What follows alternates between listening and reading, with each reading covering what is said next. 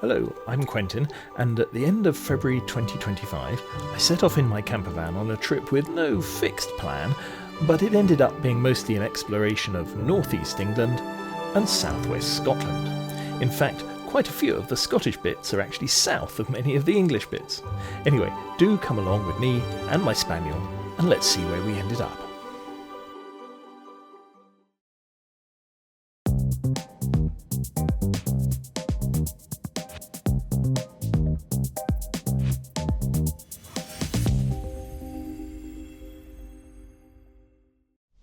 Well, I've just had another fine breakfast here at the barn at Beale, and actually really good breakfast, really good coffee, 2 days in a row. That's pretty good for a campsite like that. I am going to miss this wonderful view of Linda's farm behind me, but this has been a really nice day. I was hesitant coming here because it's fairly pricey for a campsite, and I wasn't really sure whether I needed that in my self-contained van and so on, but I have to say the facilities have been very good. It's nice and peaceful because we're out of season, so there's really very few vans here, particularly midweek, and the people are lovely and the food's great and the facilities are good, and I'm now going to make use of several of them because we're heading off today. I'm not actually sure where we're going to be sleeping tonight. Isn't that fun? I am going to visit a couple of harbours up the coast, and I think we may end up staying the night in Dunbar, but wherever we are, it's going to be more basic than this, I'm sure. So we will fill up our water and empty our loos and all sorts of things before we get on our way and go and explore a bit more of the northeast coast. Again, all places I've never been before.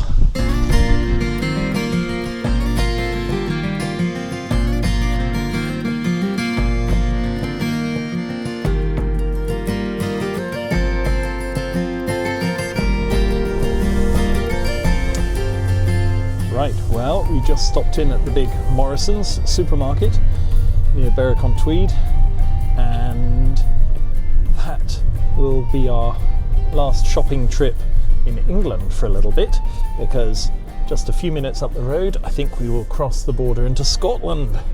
Hey, where my family is really from, though I've never lived there. But you can go back hundreds of years, in fact more than 1,000 years, and still trace my family, and they're mostly from Scotland. But it was good to have a stop. We filled up with some reasonably priced diesel, and despite the fact they didn't display their prices, my grandfather always used to say that anywhere that doesn't display their prices is ashamed of them. Here they were actually really very competitive prices, and I wonder if they're kind of a lost leader and they didn't want to display them too much because they were losing money on them. Anyway, so got that, got a whole lot of provisions, used the facilities. Quentin's tip for campervan travel, especially when we had a smaller van which didn't have facilities of its own, is supermarkets are really good loo stops, and particularly I found this in France and other places where I've travelled. If you need a loo, you can go in. Usually no one will ask any questions. I typically am buying something as well, even if it's something small, but a loo that's usually convenient for the road and open at an extensive, at a wide range of hours from early to late. Yeah, supermarkets are good loo stops. It is very windy today. It was pretty windy this morning when I was taking the insulation off of the windscreen. That's getting more exciting as I go along, but I'm also getting better at it. And here we have on the map, just coming up, the border. Let's see if I can show you. You'll take the high road and I will take the low road, and I'll be in Scotland afore ye, but me and my true love will never meet again on the bonny, bonny banks of Loch Lomond. Should Be my true love and I will never meet again, of course, but that doesn't really scan nearly as well. At least when there are strong winds on the east coast, the prevailing wind here is from the west, so southwest across Britain as a whole. And so here it's usually an offshore breeze rather than an onshore breeze. And I'm hoping that means we'll get a little bit of shelter when we go down to harbours and things that are low down near the water, hills behind them. We'll see what it's like. But our next stop is St Abbs, where we should be in about 15 minutes. And that's probably a bit early to make it our stop for the night, though you can apparently park on the harbour wall almost, on the side of the harbour down here. And there's loo facilities, a little expensive. It's about 20 quid, which, you know, that normally gets you a campsite with a loo and sometimes an electric hookup. On the other hand, it's supposed to be a very pretty spot, so I'll go and have a look at it, though I don't think we plan to stay here tonight. We're going to go a little bit further north. Well, I just stopped to look at these pigs, and aren't they wonderful? There's a whole load of them here, and I think they assume that anyone who comes in a diesel engine may be coming to bring them food because they're all coming to see me. But look at the view they have. That's amazing. Hello. Hello. Yes, you're very fine animals.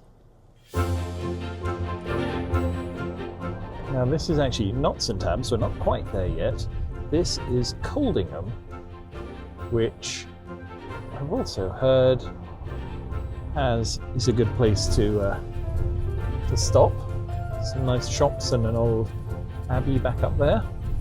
So I'm just going to take a look at this. I don't think I'm going to stop. Let's go down and see if we can see Coldingham Bay. So Coldingham village is still quite away from the water.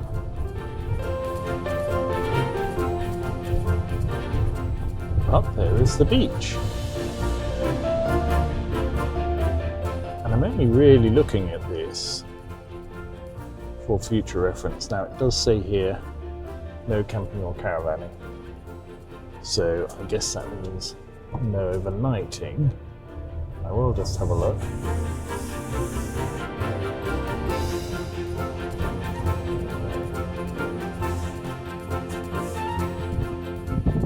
We're not going to venture very far down to it today, we're just going to have a look.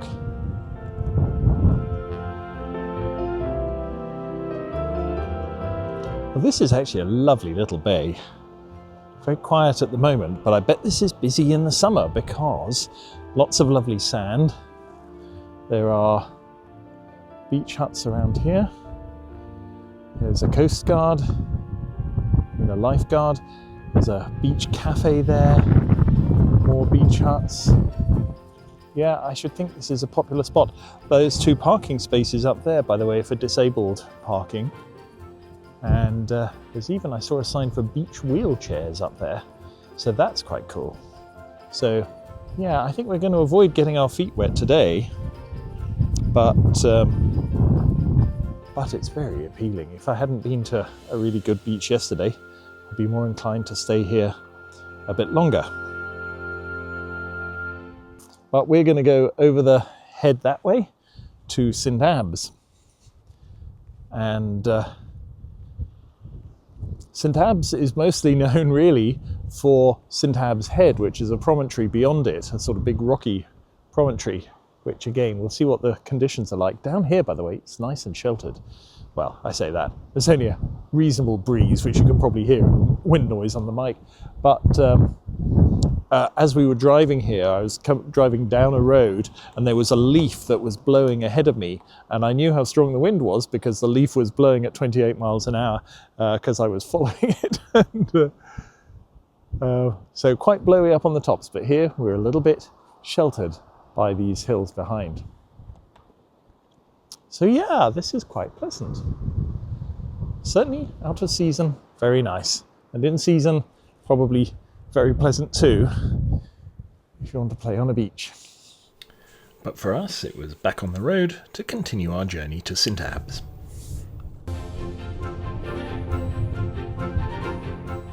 Welcome to St Abbs. Ah yes, I read about this, so you can see the sign here that says it's twinned with New Asgard.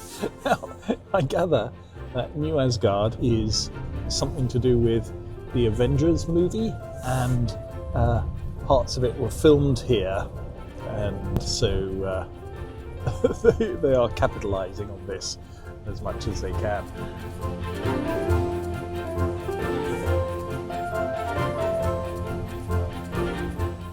There's the harbour. Wow, that looks good.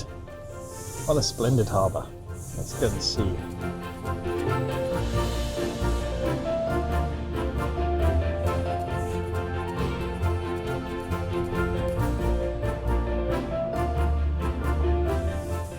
There's a cafe here that's open. Let's see what they have.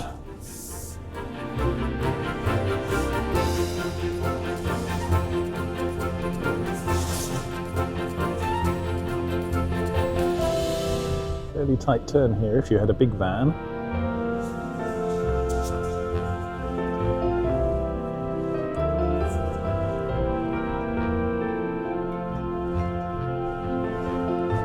Oh, now the other thing about St Abbs is it's supposedly a really good place for diving, and I have done a reasonable amount of diving, but never anywhere like this, and I would love to if the weather was somewhat different. But let me come and see down here. So this is where I believe, yes, here you go. There's a sign down here saying £20 per night for campervans. Put money in the box. Well, I don't think we're going to stay overnight, but that's a lovely bit of coastline, and we might well stay for some lunch.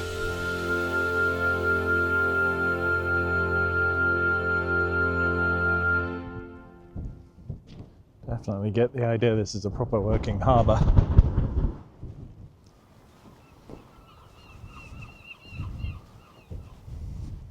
Very low tide at the moment. Good solid looking harbour walls. You would need to know your way in and out amongst the rocks though.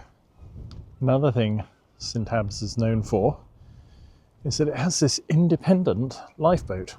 Almost all lifeboats in the UK are run by the RNLI, but I think they said they couldn't really support having one here in the end, and it was taken over by the local community who raised the money to keep it going.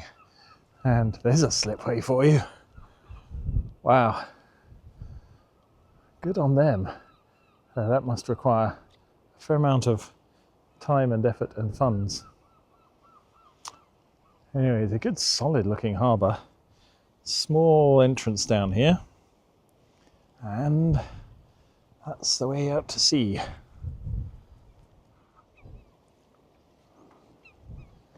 There's our wee van over there. So in the very fine Ebcar cafe, I had a haggis and cheese panini, which I strongly approve of these symbols of Italo-Scottish collaboration. Hello, ducks. Ducks, swans, I beg your pardon. You're slightly grubby swans. You're probably just cygnets, but you're very handsome. Anyway, yeah, so I thought we were just north of the port. I should have some haggis. And I tell you what, it was really good. There was even some sort of pasta with pesto sort of sauce underneath it. So it was a very much Italian Scottish dish. And I would certainly have it again if I were back here. It was really yummy. I even had a Peroni to go with it. So we're going to walk along the other bit of the harbour wall. See, Tilly. Ooh, I'm getting entangled with Tilly. Let me go around this way. There's a sort of strange dance that we do with Tilly, which is she goes round one way, I go around the other, and then you have to kind of unwind like a yo-yo. And so on some of my other videos, you'll see this. I'm walking along, and for some very unobvious reason, I do some sort of twirl in the middle of it. Tilly's very interested in crab nets, by the way. Lobster pots or whatever they are. Probably crab. This is really a crab area. There's the lifeboat house from the side. Notice the sloping floor. I like this. Everything optimized towards getting to sea fast.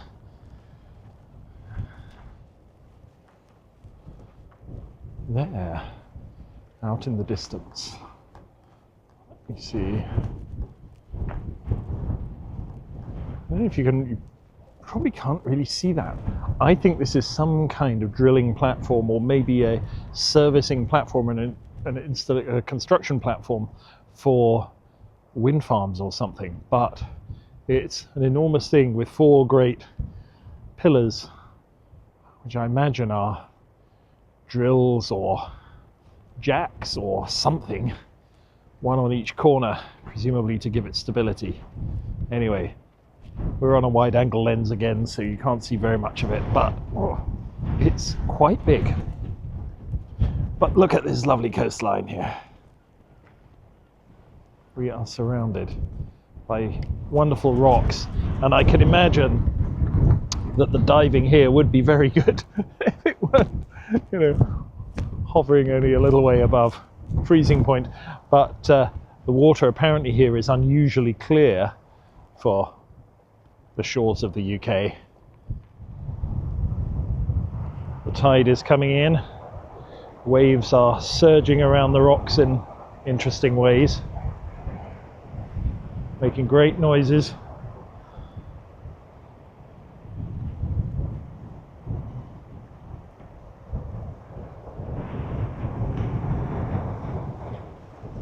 And over there, on the shoreline, is our little camper van holding out against the storm. It's not really a storm, it's just windy. It's not even that cold in absolute terms.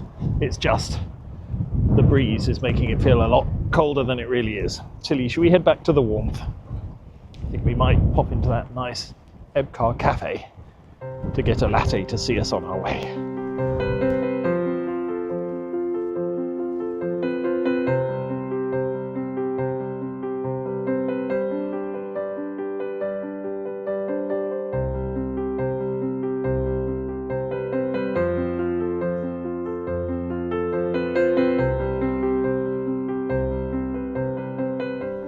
Well, I must say I like St Abbs. After the slightly shaky start with the cash-only car park, I then had a really nice lunch, a nice walk around a very interesting harbour, and I'm sitting here, we're just about to drive off, but I'm sitting here at the moment looking out at seagulls and cormorants and the tide coming in and breaking over these interesting rocks.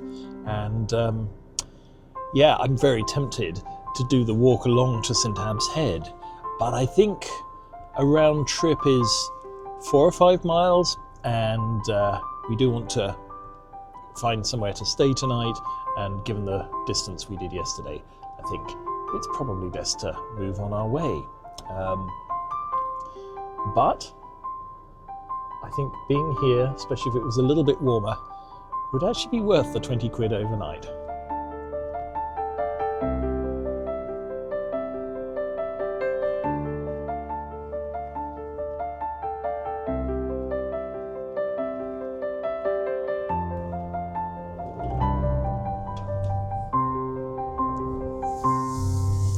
St Abbs used to be called Coldingham Shores, so we were at Coldingham Bay earlier, and the village above it is Coldingham.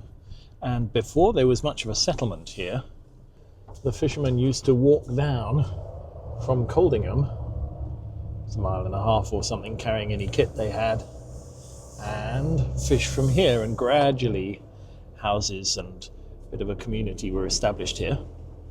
And this was Coldingham Shores, and then gradually at a certain point it renamed itself to St Abbs because of St Abbs Head, which we're not sadly going to see on this trip.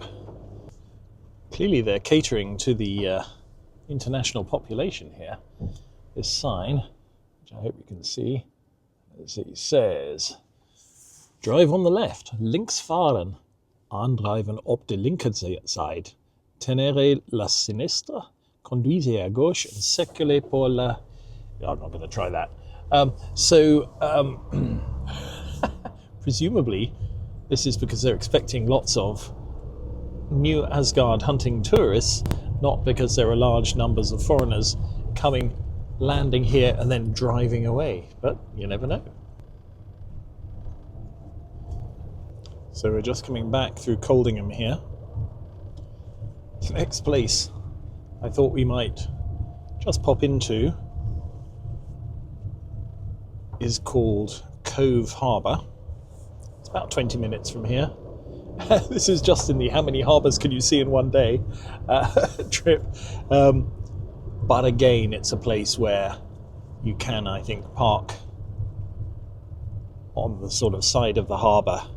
And I'm always interested in possible stopovers for a future trip.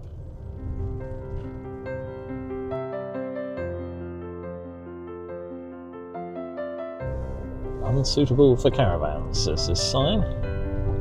Let's see about campervans. Now, my father, if he saw a sign that said, unsuitable for motor vehicles, I think took it as something of a challenge. I inherited that a bit, but I was driving old bangers in my youth, not expensive new campervans. I really came down this way because it just looked more interesting than the main road. There's some very red cliffs down over there. A nice bay. This isn't our destination, by the way. This is just en route to our destination. I don't even know where this is, actually. Oh, it's like an enormous mobile home park. Do you know, I used to be very snobbish about mobile home parks. Still am a bit. Wouldn't want to live in one, wouldn't want to go near one, etc. But do you know, I'm starting to change my opinion. Firstly, because a lot of these parks are a lot nicer looking than they used to be. Up there, I'm not sure if you can see, but these look very clean, very well kept, and so on. They can be really quite comfortable and quite spacious and in nice locations, and I imagine there's quite a good community as well. So, I love my campervan because I can move around, but I also appreciate that if you have a holiday home you can go to where all of your stuff is there, and you know that you don't have to pack lots of stuff, because when you get there there'll be some of your clothes in the wardrobe and your laptop charger ready to go and your favourite coffee beans in the cupboard. Then, yeah, I can sort of see the attraction. There's another one. Unsuitable for HGVs and buses. Well, they're not quite a bus. Let's go and have a look.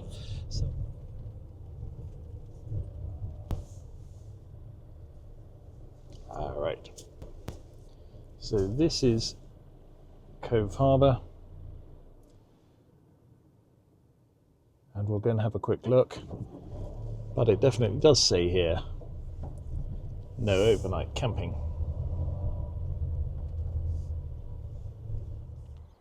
Okay, no, I was a little bit wrong. So the leisure park is there. That was in Pease Bay.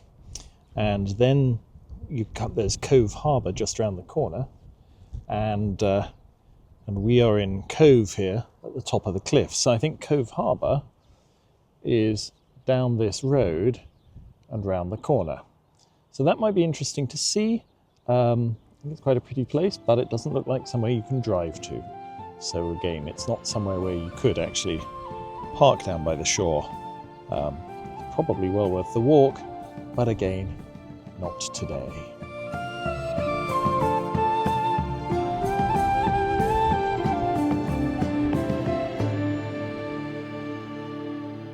Here, there's rather a nice little statue. It's very small. These are about the height of my hand, looking out to sea. And around the corner, it explains commemorating the widows and children of Cove left by the fishing disaster of the 14th of October 1881, when 189 fishermen were lost off this coast. Cove lost 11 out of its 21 fishermen, so more than half of the fishing population. And this little memorial is in memory of that. That's pretty poignant.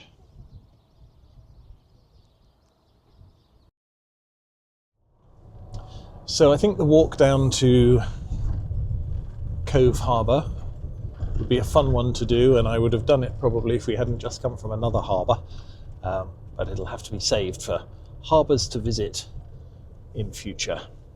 Now, my thought was to try and go and see Dunbar, which is only about 15 minutes away, but could possibly be our stop for the night. There are a few different places in Dunbar we could stop, and including, I think, down by the harbour. So we may do one more harbour today, and let's go and see what it has to offer. Now, there is a truly enormous building ahead of us. I don't actually know what it is. I'm guessing it must be a power station or a shipbuilding. No, it doesn't seem... yeah. Interesting. A refinery of some sort? I should know. But maybe we'll see a sign that'll give us a clue. But that is big. Let's see if I can show you a bit more.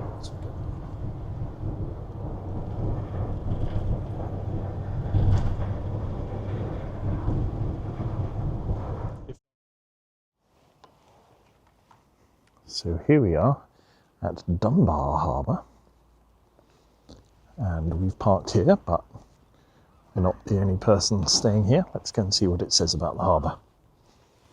We are, once again, right next to the lifeboat, and everybody else you see parks with their windscreen facing inwards, which is what I would probably normally do. But I know that later I may be putting the insulation on my windscreen, and so I'd rather actually have a view from the back, which I can see from my bed. Anyway, here's the harbour, and you can see out to sea through there. There's the remains of Dunbar Castle up there, and there's an old battery up there, as in military emplacement, not as in something you might run your car on. We are here. Right, Tilly, this is going to be fun. There's also, I noticed down here, there's the leisure pool, and if that is indoors and open, I wouldn't mind a swim tomorrow morning. Okay, let's see what we see here. Motorhome and campervan owners. We welcome you to Dunbar Harbour. The donation for an overnight stay is £10. Please pay here. I will certainly do that. So just down there is the public slipway, which is excellent. That's something the Scots are generally better at than we are. My little Tilly dance again. There's an inner harbour there, and then this bridge is a raising one. If you want to get a taller boat into this bit of the harbour, they must be able to lift it up. Come on, Tilly.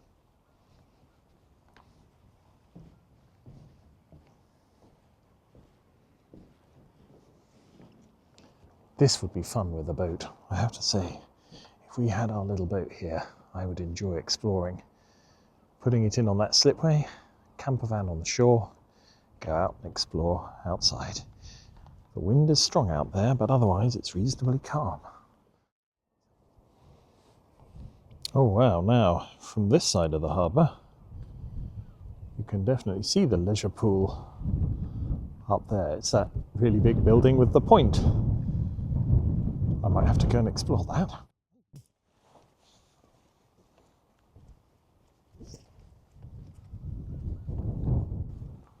Dunbar was apparently attacked during the American Wars of Independence, but this battery was kind of abandoned as a military outpost after the Napoleonic Wars, and then the space has been used for other things like hospitals during the First World War and so on, and sort of fell into disrepair, but has now been restored and become a little museum. It's a great viewpoint. I think that promontory sticking out the furthest to the south of us there is St Abbs Head, which we didn't visit in the end today. We walked back to the harbour and took a look at some of our neighbours for the evening, and then went towards the castle and up the hill. Well, the remains of Dunbar Castle and the slightly less dilapidated Dunbar Leisure Centre. Then we went to look at some other parts of the town. The wonderful red stone used in some of the buildings here.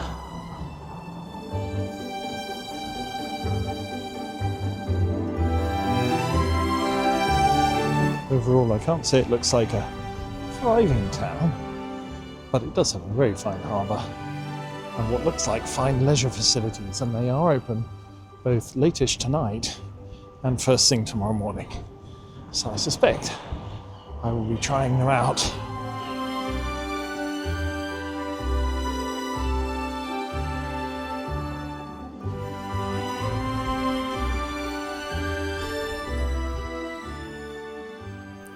And so we settled down for what looked to be a peaceful night next to the harbour.